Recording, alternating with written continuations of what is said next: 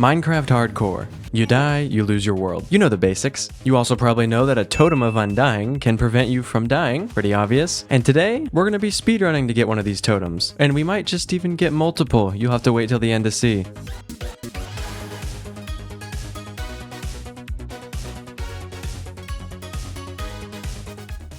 Day 0 started out just like any other hardcore video that you see on this website. We chopped a tree, we made a crafting table, then we made a pickaxe, and we upgraded it to stone. Then I found my first 2 pieces of iron. I wish it could have been 3, but then I decided that I wanted to jump around on the trees and become a monkey. Afterwards, I got some food, and then I started searching for a cave because I was trying to do this rather fast. Finally, after a lot of searching, I found a cave. I found some iron and almost died, and these zombies just wouldn't leave me alone. So I camped up in the ceiling and cooked my meat. For some reason, the spiders were all gathering up in the top corner of their spawner, but I quickly made easy work of those little guys. The cave was a scam, so I went back to searching. Then, I was able to find a weird water cave that opened up downwards. This cave had some iron in it, and I think you need 3 iron for a pickaxe recipe. I don't know, I could be tripping though. But, you know, again, everyone wants to touch me underground, so I had to hide and smelt up. When I was done with this, I was like, I've had enough of this cave, it's not going anywhere. So we headed up to the surface, and I realized that I have insomnia and cannot sleep, and that was the end of day 0. Day 1 started off with me being really frustrated because all these caves kept scamming me. Along the way, I may have punched a sea turtle, but don't tell anyone. And eventually, I finally found a cave at the time that like normal people go to bed or something. Iron was everywhere in here, and it released all those little happy chemicals in my brain. But still, you know, we haven't gotten any diamonds yet. And actually, that's all I did on day 1. Wow, that's not very much at all. Day 2 was super exciting, and we did lots of fun stuff. No, I'm just kidding. This one was even shorter than the last one. I thought I found the perfect spot to live, but you know, spoiler, I was wrong. We don't end up here. And I did 3 things on this day. I got an iron pickaxe, I planted foods, and I got beat up by mobs all night. That's all I did. That's literally all I did. At the crack of dawn on day 3, I said, this place sucks, so let's leave. I packed all my bags. I may have killed my animals, but you'll never know. And on my way, I found a Walking Dead city, but right behind it was a cool cherry place from this new update. Yes, we are in the new update. I don't know what that means to you, but there you go. After journeying for many minutes, I found a village, and I knew this is it. This is where we will call home. Because a village is step 1 in my plan for getting the totems. So I set up my mega build base on day 3, and I realized that I had been awake for 3 straight days. And so this is when I planted some wheat and took my well-deserved sleep. Once I woke up on day 4, I was ready to explore a little bit more. I hadn't noticed this on the way in, but I noticed it now, and we went to go take a look at the ruined portal. There was nothing too special, so we went back and I made a shovel, and I decided, let's get some animals. So I got some sheeps, and then I got some cows together. And day 4 was a monumental day because I got my first friend in the world. But to get a new friend, I needed to get some raw fish. He really loved the fish, so he became my best friend forever. I didn't want his paws to get dirty, so I put him on my bed. This made me want another friend, but unfortunately I couldn't find any. So I was just happy with my one friend, and that ended day 4. Day 5 was time to head back down into the mines. Since I had no diamonds, iron picks were all I could use. I made one of those mines where you smack your forehead on your way down.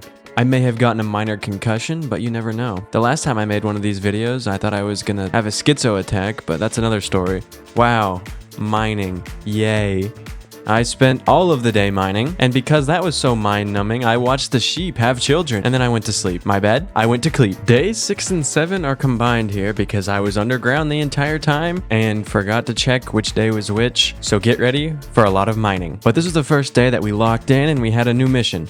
Mission: get diamonds so we can have armor and not die. That's pretty simple. Immediately, upon entering this new cave we found some diamonds, but I had to eliminate all the creeps that were guarding them. They even have child labor to guard these things. 2 diamonds was all I was rewarded with, but it was 2 out of the 38 I eventually get. I spotted more in the ceiling above some amethyst geode thing, and I went and liberated them from their deep slate prison. I found 3 diamonds in a wall, and the cave just kept opening up, but this was just the beginning. This cave adventure, you know, I found like 20 diamonds throughout the entire thing, but then I got lost, and I couldn't find my way out, so I just went ahead and found 10 more. And with 38 diamonds, I said, you know, let's go to the surface world. This is where I should have checked what day it was, but I didn't, and I saw the portal was looking like it wanted to be relocated to my inventory. So I granted it its wish and crafted it into an enchanting table. Unfortunately, the mines were calling for more obsidian. So I relocated some obsidian up to the surface. All this relocated obsidian was used to create a portal to a red rock dimension, and then I realized it was day 8. Day 8, I was so done being in in the mines, so I said, it's enchantment prep time. I think I have enough leather, so I spread out and I was looking for sugarcane. Now, let me tell you something. Sugarcane does not generate near each other. They are very far apart from each other, so I was in my boat a lot this video, just trying to find sugarcane. But off of this first adventure, I was able to make 4 bookshelves, and I went back down into the mines for a few seconds to gather lapis, and then I went back in my boat to go find more sugarcane. Nighttime jump scared me,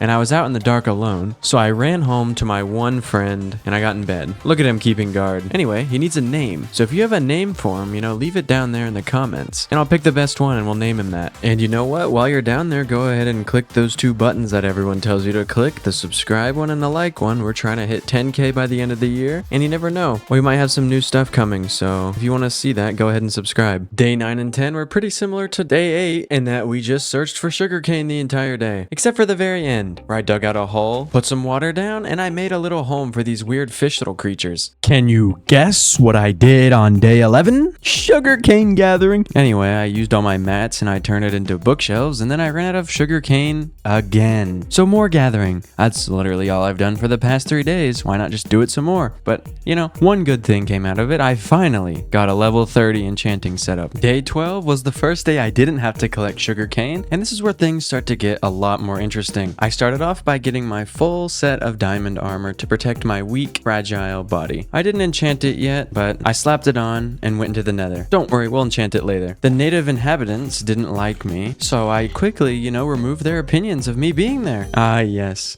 I love removing the natives and then mining the natives' natural resources. This is a very fun game. Took a while, but I got level 30, and then I headed back to enchant a bow, which is piece number 2 in the totem puzzle. Let me explain why. So totems come from evokers, and evokers can kill me and delete my world. They can do this very fast, and the best way to kill them is from far away. For this, we use a bow as our main weapon to kill them and steal their totems. And that's why we needed to get level 30, so we can hopefully get some infinity and some power enchantments. But anyway, back to gathering levels in the nether. I hit level 30 again, and I go back and I try to enchant another bow, but I take an L and get bad luck as usual. I was doing this for so long that I forgot to sleep, and it was the next day already. Day 13 was pretty chill. We started the day out in the middle of a field, chewing on some meat, and then we took care of the farm, and I had to go back to getting levels. I used all these levels to enchant a ton of bows, but we never got infinity, unfortunately. Maybe in another video we'll get infinity. We don't really need it at the very end of the day. The day ended with me combining some bows and then saying goodnight to my cat and dozing off to sleep.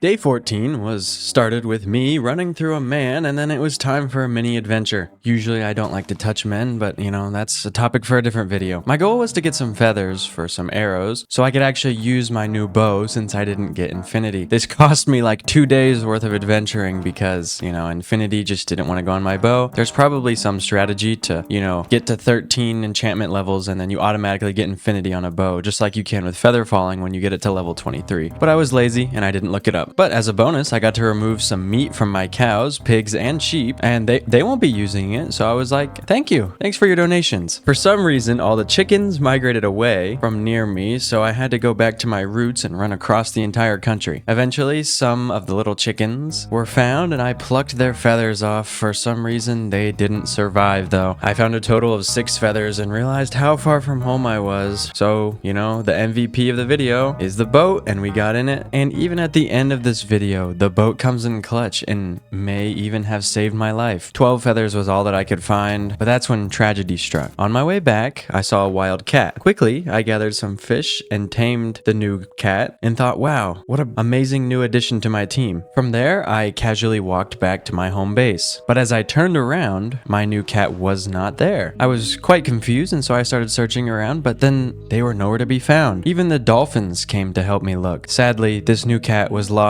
to time, never to be seen again. At least we have another day, another clip with my best friend forever. Alert, alert, this just in. Okay, so I'm looking at my screen right now as I'm recording this, and I froze the frame on a frame with me running towards the portal, and the cat has teleported to me. Now, if I play this in slow motion, I think that the cat follows me through the portal and lands into the nether, and that's where the hidden cat went. Oh my, we just solved a mystery. history. Day 15, arrows were the #1 objective. Just kidding, they only took 20 seconds to get, so I still went looking for that cat, but now in hindsight I realized that it's in the nether and I probably should have checked in there earlier. But with that out of the way, day 15 was when we entered the end game of this video. I enchanted all of my gear, even if it is lower level enchantments, it's still something. I cooked all my food and made a shield and a backup one. Now with all of the arrows and gear, I can reveal the third and final piece to this puzzle. The first piece was a village, the second piece was a bow, and the third piece is boats. Remember how I said boats were the MVP? Here's why. The last thing I need to get a totem is to start a raid at the village and kill some evokers. But a raid isn't just evokers. We got pillagers with crossbows, vindicators, witches, and ravagers. All things that can kill me extremely fast. So with the boats, we can put them on the ground and trap all of the small mobs like pillagers and vindicators, and maybe even some witches and evokers, and then I can just shoot them with my bow. And that's how boats will help me become invincible. But to even start this raid, we need the bad omen effect. And to get this, I have to run like 4,000 blocks. So on day 16, we locked in and we did the 4,000 block run to the pillager outpost to get this bad omen effect. At dusk, we arrived and freed the iron golem and the little blue things. I got tired of getting slapped by mobs, so sleep time without my friend.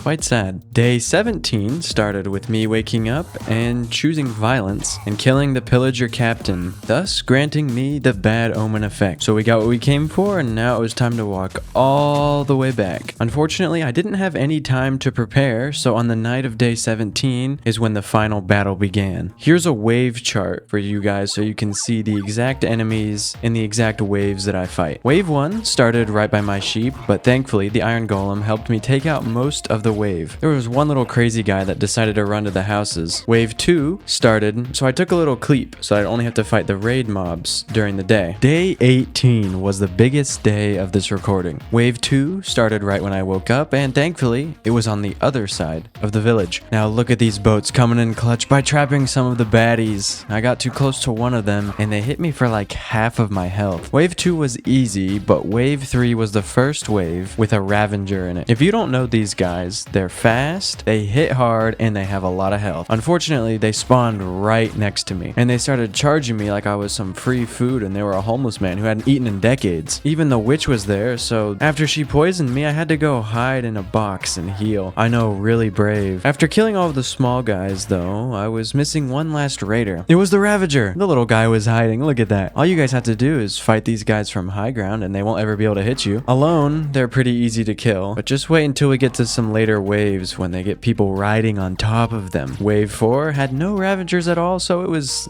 pretty easy. All the single witches were sniped with my bow, and again, look at those boats trapping the small guys. Wave 5 was almost where disaster struck, so they all spawned right next to me, and an evoker spawned and summoned his vexes. But did you catch that? We have killed an evoker. Those guys drop a totem, which is the goal of this entire video, but we need to circle back around and pick it up. While I was on my way back around, I sniped a witch and killed one of the Ravagers. I ran back, and with that, I saw my first totem, and I picked it up, and we have become invincible in hardcore Minecraft. It took me like 4 hours and 30 minutes to get this totem, but it was worth it, and we did it. Now you're probably thinking, oh, the video's gonna... No, this video is not over yet. Not until we finish this raid. So here's the issue, though. These little vexes, they can fly through walls, and they hit hard. But I think you can trap them in boats, so what I try to do is use the MVP of the raid to trap the vexes in boats. On the next wave, more evokers spawned, and I used my OP skills to snipe them. And look at that, another totem. I couldn't finish the wave at night, so I went to sleep for the final time in this video with my cat and prepared for the final day of battle. This next and final day was chaos. A massive wave spawned next to me and I had to run. It was like 2 Ravagers, 3 witches, and an entire gang pulled up on me. It's crazy because this wasn't even Oblak, yo, you know what I'm saying? And then the strategy, man. The strategy was to run around and get those small guys stuck in the boats, like usual, snipe the witches, and pillar up to kill the Ravagers. I got 2 totems this wave, and that puts our total up to 4. Ravagers are kind of annoying, but I managed to kill them all without dying, and then I went back to sniping the baddies, and I got the 5th totem, and killed all the small guys in the boats. And with this, we become the hero of the village with our power of immortality. We accomplished our goals, and thus ends this quote-unquote speed run to get totems. Oh man, that was an awesome video in my opinion. This has been one of my favorite projects to work on. Thank you all for watching this far. If you do, don't forget to subscribe if you haven't, if you want to see stuff like this, and stick around, you know, till after the subscribe thing for a little special announcement. But that's going to be it for me for today. So I'll see you guys in the next one. Bye bye.